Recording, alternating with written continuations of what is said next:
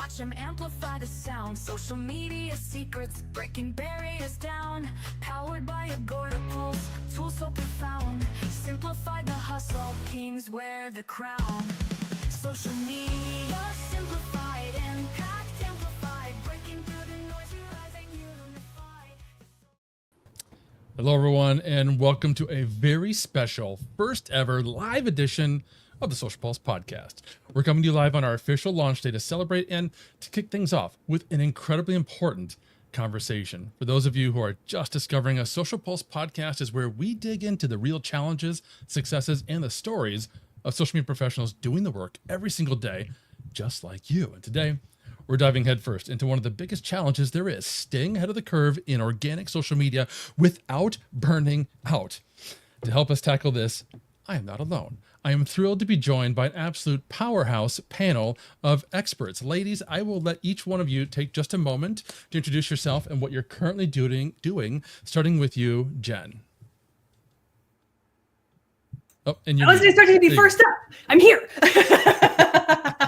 I was muted. Hi, everybody. I'm Jen Herman with Jen's Trends. I am a leading expert in the world, teaching all things Instagram, focused on organic strategies primarily. I run a membership program. I've written multiple books. I speak around the world at conferences, and I work with clients of all different sizes and different types of organizations to help them strategize how to use Instagram successfully. Fabulous. Chi, you're up next. Oh my God, Jen, that's a hard one to follow. Hi, everybody. I have always been working in social media marketing. I am at 10 years now.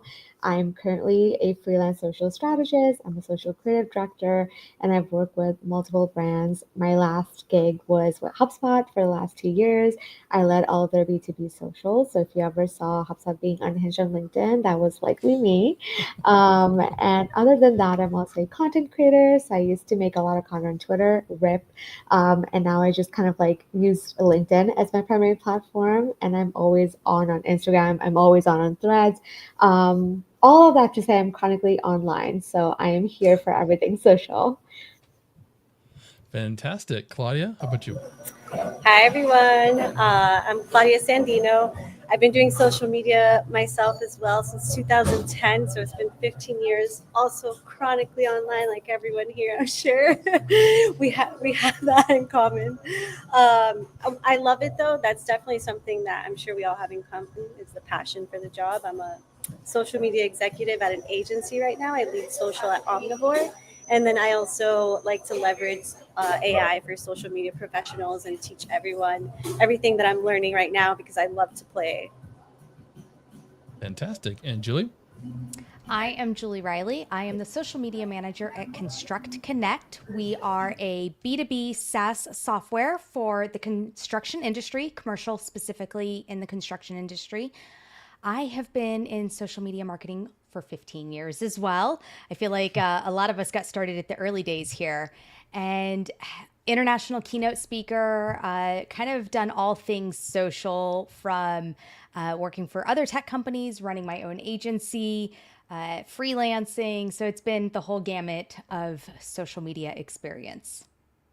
Fantastic. So yes, we've all been around for a while. We've seen a lot between the five of us on this call. So let's go around the horn. From your unique perspective, what's the single biggest reason you think that social media managers feel just so overwhelmed and burned out right now? And Chi, we'll start with you. Interesting, because I very much am burned out right now. A great question. And I think I feel like everyone can relate to this right now. There's so much change in our industry, which is, again, very normal in social. We're all used to change. We're all used to like a fast-paced environment, new platforms, new trends all the time. But I think this is a very pivotal point in our industry and our career paths in general because of AI and how it's shaping our industry and how it's changing our industry. And I feel like that can be hard to keep up with sometimes, especially like with emerging platforms too. So to me personally, it feels like I have my day job where it's already like fast-paced. I have to keep up with it. And then I have the industry changing as a whole with all new things. And all new AI tools. And I feel like that for me personally is like the biggest burnout trigger at this point. Jen, what about you? I would agree, yes. And in addition to that, I think it's a content overwhelm expectation. We as content creators, today, whether it's your boss and you're the manager of all your socials, or whether you're the business owner and you're trying to do everything, there is an expectation that we have to be everywhere online all the time, creating all this content. And what works on TikTok's not going to work on Facebook, and that's not going to work on X, and it's not going to work on LinkedIn, and it has to be all this different content. And there's just this overwhelm of expectation around how much content we are expected to create and how much we have to do with each piece of content, that we just get to the point of being like, we just don't want to do any anymore. Absolutely. Claudia, what do you think? I second and third that everything you guys said. It just feels so close to like what we all experience. And one thing just to add to it also, I think that this job is very unique in the sense that it's a tool and a drug. A lot of people just have to work with tools. It's not every day that you have to work with a tool and a drug. So it's highly addicting. It taps and preys on our human nature. And we fall victim to that the most because we are expected to be chronically online. It's what we get paid for, to take drugs and work with a tool. Kind of crazy. That is crazy. Julie, what do you think? For me right now, I think one of the biggest things I'm really facing and struggling with is that we are in information overload. We are getting so much thrown at us with the changing of AI, the changing of LLM search, of Google, getting ready to index Instagram. So it's all of this being thrown at us. But then there's all the talking heads on LinkedIn that are going, don't put an EM dash in your post because that's a sign of AI, or don't put emojis because that's a sign of this. Don't do this, do this. And it's and what isn't real, and what do we have to take away for ourselves, because it's all coming at us so fast. It is. And even, me personally, I don't manage social media for brands, but I've always felt like I want to spend time on the various platforms and engage naturally and that sort of thing. And I've found, I've just got to turn all the notifications off on my phone, try to use Agorapulse to monitor, even though it's just me. It's still too much. I find myself opening Instagram or Facebook, and I go there for a purpose, to check a comment or something. Oh, but I see a story. Oh, but I see a reel, and it's from, Jen, and I want to watch that, which is great. But then, it automatically goes into another reel from somebody else that I wasn't following or wanted to watch. And now I'm sucked in, and it's too much. It's absolutely too much. So I'm going to throw it over to you, Jen, because you're the master of Instagram. How do you advise all of us social media managers to approach organic strategy there without chasing all the algorithm rumors and things that Julie was just talking about?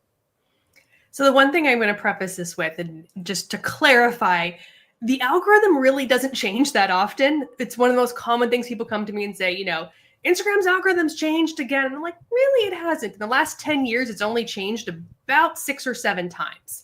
And one of those big changes was obviously, when Reels came out, like that's a big algorithm shift. But day to day, the algorithm isn't changing. It's consumer behavior that is changing, and we have to adapt to the consumers. So what I typically tell, whether it's clients or members, that sort of thing, typically when it comes to Instagram, less is actually going to be more. And I'm the first person to tell you, you should not be posting every single day on Instagram unless you are a brand new account and your only goal is to grow and massive brand awareness and gain followers. If that's the case, then yes, more is more. But for a static kind of, hey, we're here, we're stable, we just want to keep maintaining our audience. We do want to grow, but we want the right audience. We want sales. We want a good strategy. 3 to 4 times a week on the feed, whether that's a photo, a carousel, or a reel, that's going to be your ideal for most brands. Yes, you can do more. Yes, you can do less. The key is to do good content, really good content, not just check the box to say, oh, I posted to Instagram today, but make sure it's valuable. It's serving your end goal. It's serving your strategy. It's creating content that your audience is consuming. It's getting shares. It's getting saves. It's getting engagement. That's going to do 10 times more for you than just pushing out a whole bunch of content for the sake of putting out content. Now, stories are an exception. If you can be in stories every single day, please do, because they only last 24 hours. But in general, if you can keep it to about 3 to 4 posts a week on Instagram for most brands, that's going to be a sweet spot. I love that I've got the carousel of all of you down below here, and I can see everybody nodding along as you're talking, as some other people were talking. We're all in agreement with each other, which is fabulous. Did anybody else want to weigh in on this question of chasing algorithms and trends? I just want to put it out there that you have to make the algorithm work for you instead of you working for the algorithm. That's it. Yeah, absolutely. Well, and then Claudia, we're going to stick with you for a second, because I know you're, as someone managing multiple accounts, I'm wondering how you balance that pressure to jump on some new trends, maybe with the need to deliver consistent results for those folks that you're working with. For me, when it comes to trends, I have 3 questions. I'm like, is this in our brand voice? Does it feel authentic? Does it feel forced? And am I doing this for the bottom line, or am I doing this for myself? Because I found a lot of the times I was chasing trends to be a part of the conversation myself, and I wasn't doing it for the brand. And I think as a social media manager, sometimes you have to check yourself and you have to ask, is this a selfish reason, or is it really for the brand? And usually the answer will be with question 2, which is, does this feel authentic? If it doesn't feel authentic, if it's forced, absolutely, you're doing it for yourself. And that's really my biggest filter, because I have found that usually I'm that reason that I want to chase that trend. And it's not necessarily for the brand, but because I want to be a part of the conversation.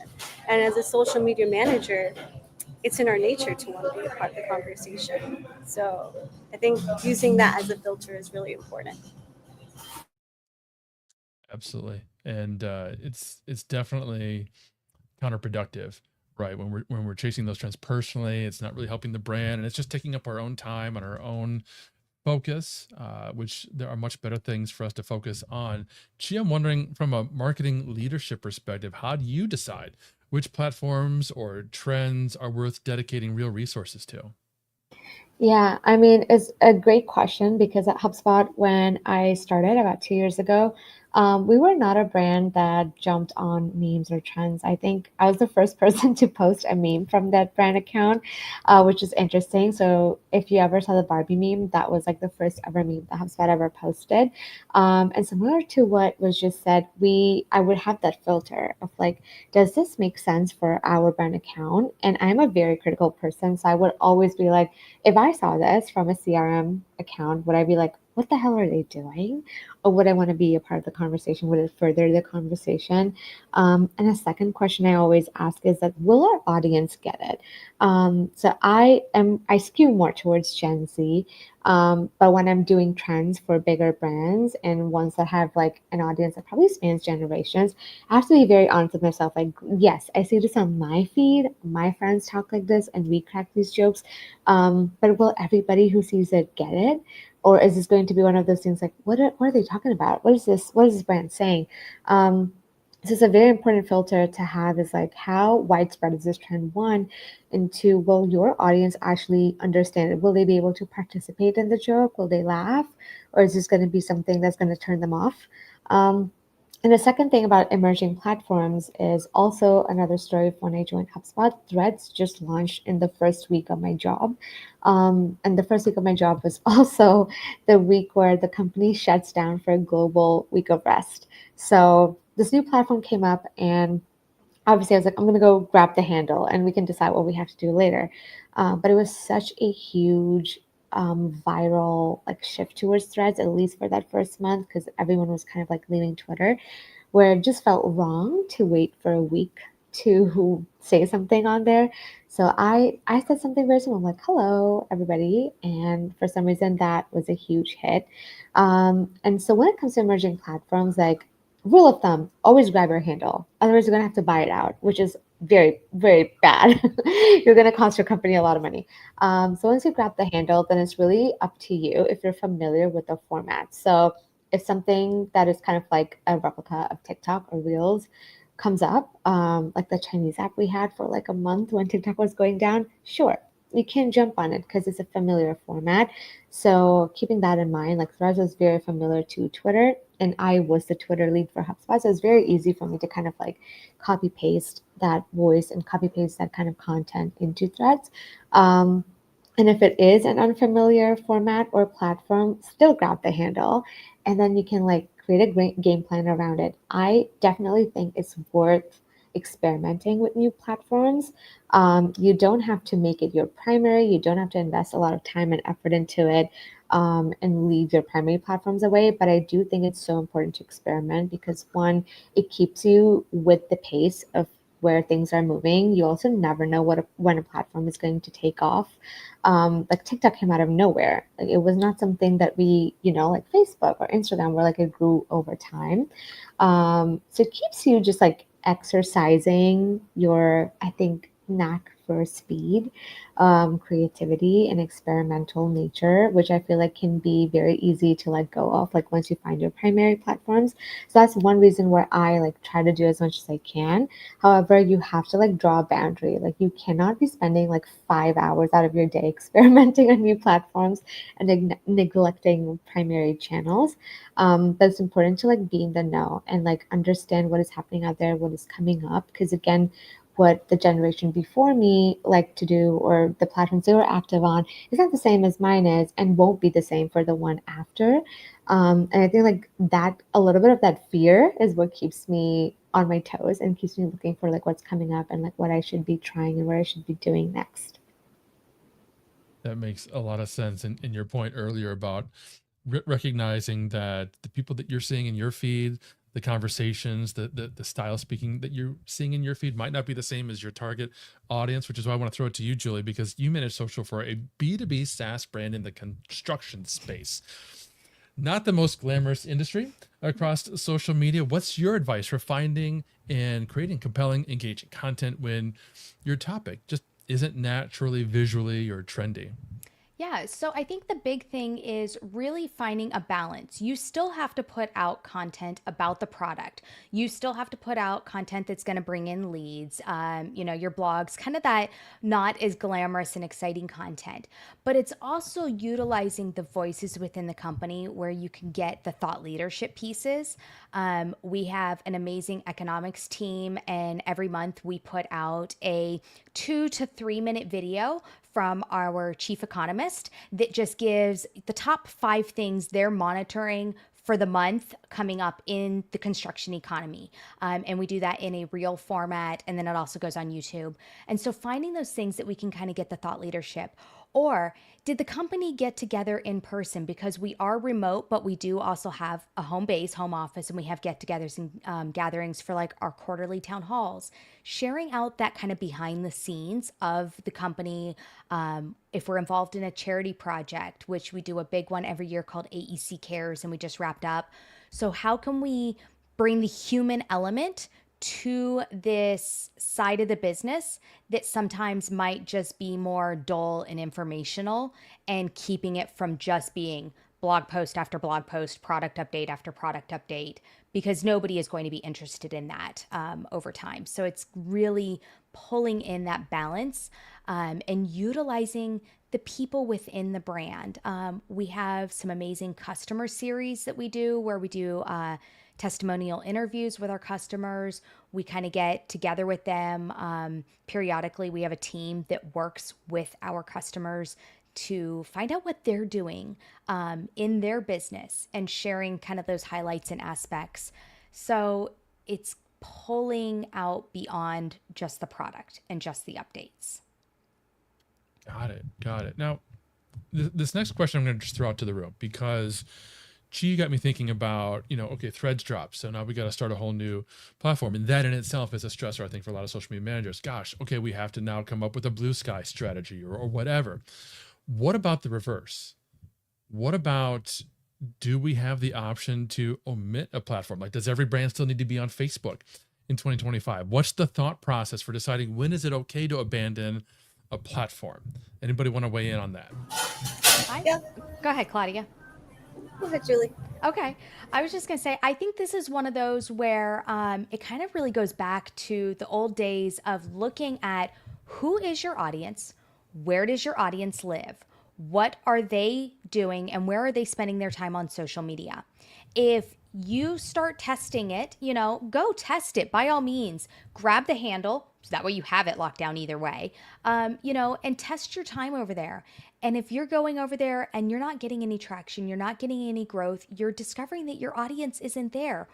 100%. It is okay to look at that and go, this is not serving us. This is not serving our customers. This is not beneficial to the time of the social media manager or those creating the content to be there. And let's put our focus and efforts in the places where our people are, because that's ultimately what's going to serve your business or your client's business, and make them grow. Absolutely. And I like to approach each platform like a different country. And the menu at McDonald's is different in Nicaragua, and it's different in Spain, it's different in the US. So really kind of making sure that I'm speaking the language of each platform, but still remaining true to my audience. And like Julie said, always testing, making sure what's working and what's not. And I think as marketers, seasoned marketers as we are, we know which platform is going to work for our clients and which one is not.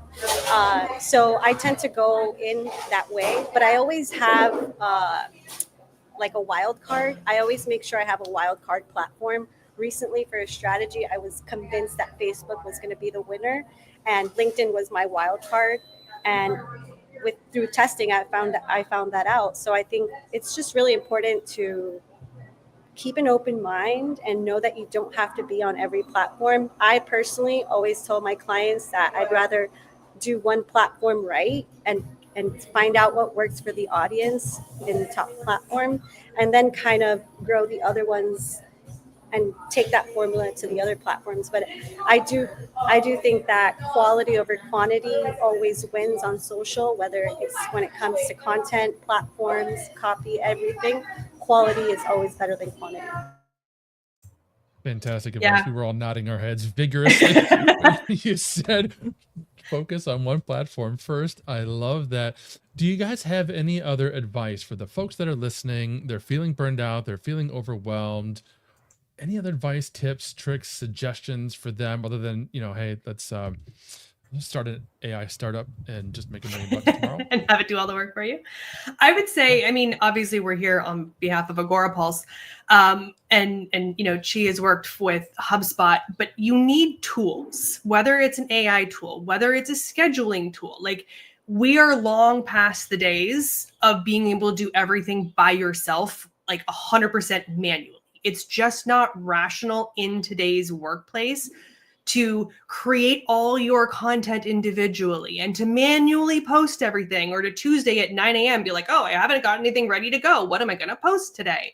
You have to be planning ahead, and you have to be using tools, whether it's using Canva to automatically, resize for all the different platforms, whether it's using AI to help you come up with your content ideas or helping you write captions or whatever that, component is, and using scheduling tools, or even whether it's, within the meta platforms that have scheduling opportunities and things like that, to be able to say, I'm going to allocate this time on Wednesday to create content for the next week or the next 2 weeks, and giving yourself that buffer of time, because, creative time is very consuming, and we can't just flip a switch and sit down at our desk and be creative for 20 minutes and then flip a switch and go back to, accounting or sales and other things. We need that time allowance, and having the tools that work for you and your functional role to help you be more efficient is going to buy you back hours and hours a week. Yeah, I want to second. Yeah, I'll second what Jen said. Planning ahead is like really what saves a lot of people from burning out much quicker. And lean on your tools. Like, it's not cheating if you use ChatGPT to like brainstorm ideas, or if you use a scheduling tool. And if your company has the resources, if you do have a team, like, lean on your team. Like, that is totally fine. And again, like, you as creative people, we need time to sit alone with our thoughts and do these things. We also need time to be bored. I think that is so important for a creative to be able to sit with their thoughts alone and like not always be churning content every time you have a free minute. Because we're not machines, right? Like I can't, like you cannot churn out all that content, but it's also important to recognize what works for you as a creative. Like when are you in like your flow state, or when are you the most creatively inspired? And when you're there, sit down and like do as much as you can, and definitely plan ahead so that you're never in that position like Jen mentioned, where like you wake up at 9 a.m. and you're like, oh my gosh, what am I going to post today? Always have a bank of content, and like planning out evergreen content, like no matter what industry you're in or what position you're in, is the easiest thing to do. Like there has to be content that is always timeless, that is always valuable, and it's not like trending. So always have a bank of that ready to go. So if you ever are in a place where like you have a creative block, like you can rely on the bank that you've made for yourself or on your team. But yeah, like have tools in your toolkit, whether they're emotional or tech. Always have tools in your arsenal to rely on days like that, because it's very normal as a creative to have those days. This is a fantastic point, particularly the emotional one. Have folks that you can lean on, talk to, turn to. I obviously love AI tools, and my fatal flaw is I'll use AI and get myself so far ahead that I've got a lot of extra time, which I then pour into creating more stuff rather than doing the break. I mean, I should know. I went to Content Marketing World years ago and listened to John Cleese teach us about the tortoise mind. To your point, G, being able to just go out and sit and let your brain think creatively about all the things that you're wrestling with, get all the junk out for a few minutes first, and then just let it be creative and rest. And that's something I need to do. I'm sure that's something all of you listening need to do. Ladies, you have been absolutely amazing. And this has been such an important and informative interview. Thank you. Can you tell folks where to connect with you, where they can go to learn more if they've got more questions for you individually, starting with you, Julie? Best place to connect with me right now is on LinkedIn. I'm very active on there. I'm constantly monitoring my inbox, so feel free to reach out, message me.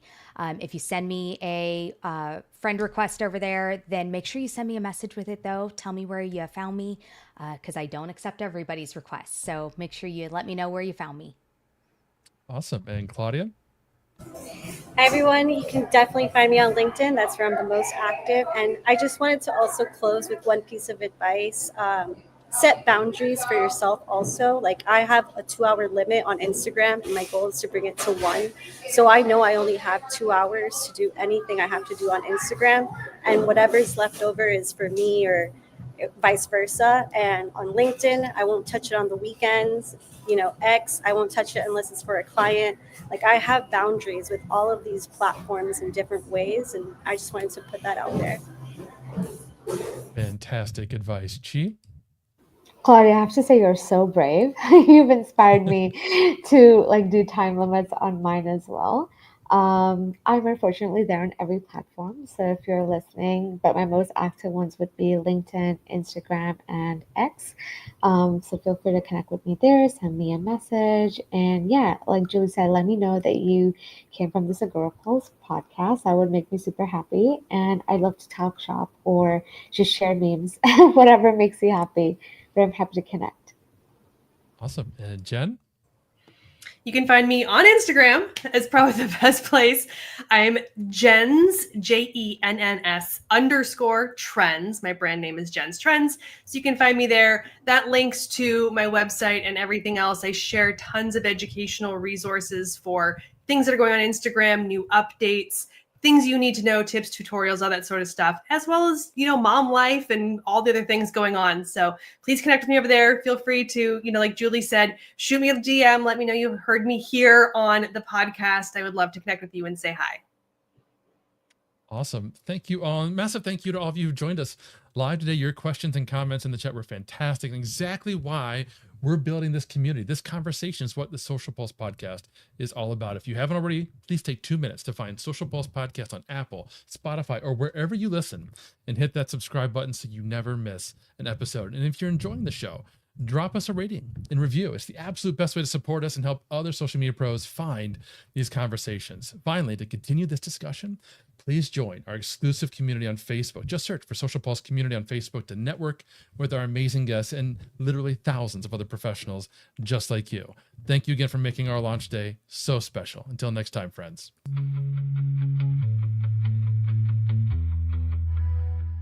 And that's a wrap for this episode of Social Pulse Podcast, hosted by Mike Allton and powered by Agorapulse, your social media success partner, helping you simplify your daily tasks and improve your ROI.